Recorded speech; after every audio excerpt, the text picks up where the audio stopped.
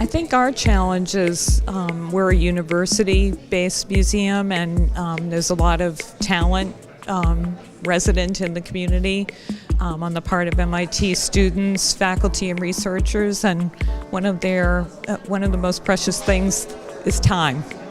So they're so busy with their own work that it's a challenge for them to carve out the time to spend working with us on an ongoing basis. They do one-off things, but that's actually one of the biggest challenges. Our work is to make MIT research and innovation accessible to all, and so, you want to have access to the people doing the work. They're very giving of their time, but it is a precious commodity too. There are several. Our director, John Durant, is a professor in MIT's program in Science, Technology, and Society, and he teaches 2 courses a year. One is communicating science, and the other is exhibiting science. So the coursework that the students do finds its way right into the museum, to presentation in the museum.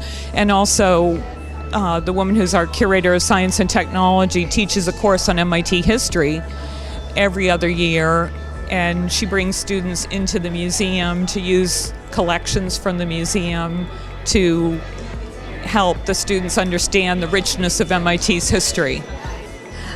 So really the idea behind the Idea Hub is to engage visitors in technologies that have come out of MIT.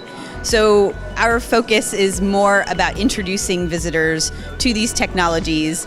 When we can, we bring in the creators of the technologies or people who are doing things that are variations of the technology. So for example, we help visitors to understand what a 3D printer is and how to design using 3D printing software. And then we will try to bring in people from MIT who are, for example, working on projects to 3D print buildings or 3D print food. So our goal is really to try to connect visitors with creative technologies that are coming out of MIT. It definitely is, and because we're a university museum, we really focus on our university, but trying to make it accessible to the general public. So definitely participatory and hopefully also inspiring, so in that vein where you get to know a bit more about what's happening on campus, and maybe you also might feel creative and inclined to think far beyond what is the obvious technology at hand.